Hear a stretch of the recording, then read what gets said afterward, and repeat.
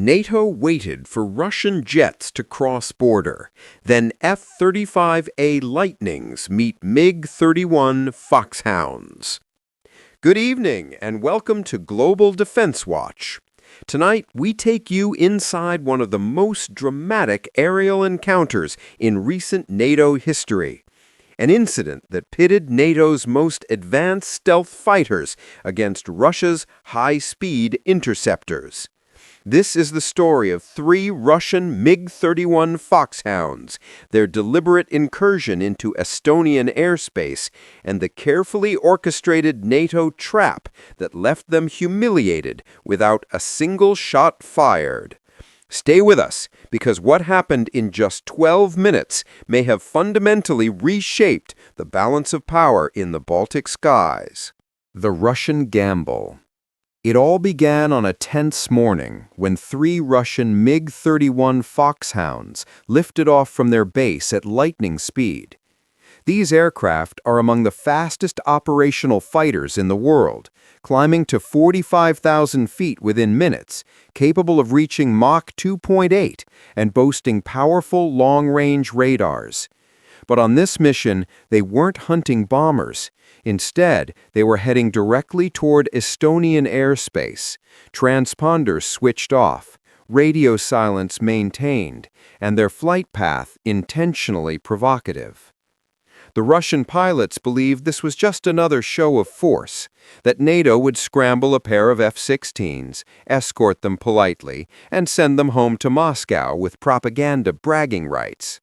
What they didn't know was that NATO had prepared a very different kind of response. NATO's calculated patience. At NATO's Combined Air Operations Center in Germany, the MiG-31s were tracked the moment they left their base.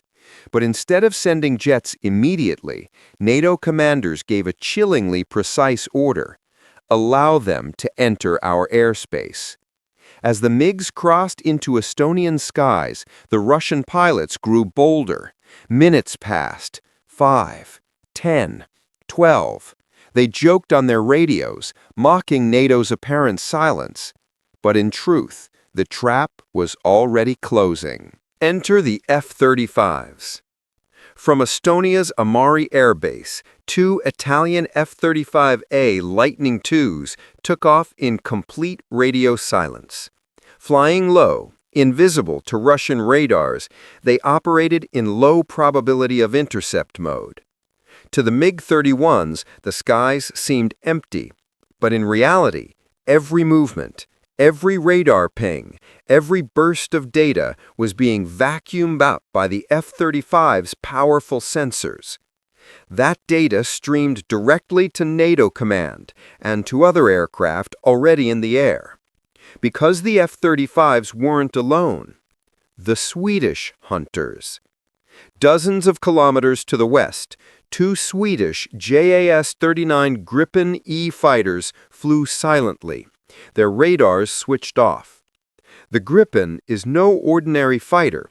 Nicknamed in aviation circles as the Russian Hunter, it was designed specifically to counter advanced Russian aircraft and air defenses. With cutting-edge electronic warfare suites and the ability to use Allied sensors as if they were their own, the Gripen could see without being seen. And then came the order from NATO command: engage. Electronic ambush. Suddenly, the MiG-31 cockpits erupted in chaos. Their once clear radar screens filled with noise, false targets, and meaningless signals. Communications turned to static. What the Russian pilots thought was a minor provocation had instantly become a nightmare. Within seconds, the Gripens locked onto all 3 MiGs with Meteor air-to-air missiles, advanced weapons capable of flying at Mach 4, with no escape zone for targets like the MiG-31. For the first time, the Russians realized they were blind, deaf, and trapped. The cold warning. Over the emergency frequency came a calm, icy voice from a Swedish pilot. Russian fighter jets, you have been in NATO airspace for 12 minutes. Your electronic systems are under our control. Your radars are inoperative. Multiple missiles are locked on your position. You have one option. Return immediately to Russian airspace.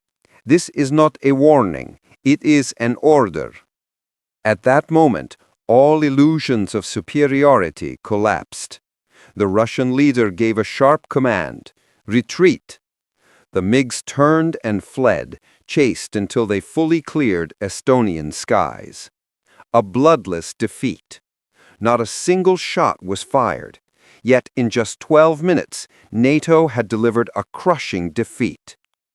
The MiG-31s, designed for blistering speed and altitude, had been rendered powerless by electronic warfare, stealth tactics, and network-centric coordination. The F-35s recorded every second of the retreat. The Russians' panicked maneuvers, their futile attempts at communication, all captured and sent back for analysis. For NATO, it was more than a defense of airspace. It was proof of concept, a live demonstration that Russia's prized interceptor could be neutralized without ever firing a missile. Lessons learned. Why did the MiG-31s fail so spectacularly? Because their greatest strengths, speed, altitude, and radar power, are also their fatal weaknesses. At Mach 2.8, a MiG-31 can't maneuver sharply. Its engines risk stalling. Its frame risks tearing apart. It's built to fly straight and fast, not to dogfight. Meanwhile, its enormous radar and infrared signatures make it glow like a beacon in the sky, an easy target for modern missiles. And when jammed electronically, its situational awareness collapses. In contrast, the F-35 and Gripen thrive in the networked battlefield, sharing data, blinding opponents, and striking from unseen angles. The new rules. In the aftermath, NATO allies convened emergency meetings. Estonia, Poland, Sweden, and Germany argued forcefully. The old policy of polite escorts had failed. Russia saw it as weakness and kept testing the limits. With U.S. support, new engagement rules were drafted. Future violations would not only be challenged, they could be shot down. Even then President Trump weighed in, bluntly stating, "Such rogue behavior should not be tolerated. They should be shot down if necessary." The message was clear. The era of safe provocations is over. The strategic shift.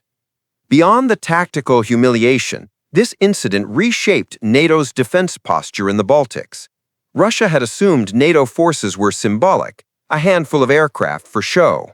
Instead, they encountered a fully integrated, lethal air defense web, where F-35s, Gripens, AWACS, and command centers acted as one. For Moscow, it was a sobering revelation. For NATO, it was a triumph of deterrence. The next time Russia considers violating Baltic airspace, the calculation will be very different.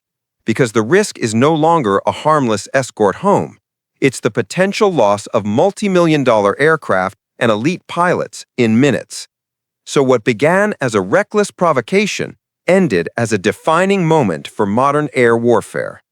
It wasn't speed that won, it wasn't altitude, it was information, networks, integration. In 12 minutes, NATO demonstrated not only its ability to defend the Baltics, but also its mastery of 21st century combat. For the Russian pilots, it was a harsh lesson. For NATO, a quiet but decisive victory.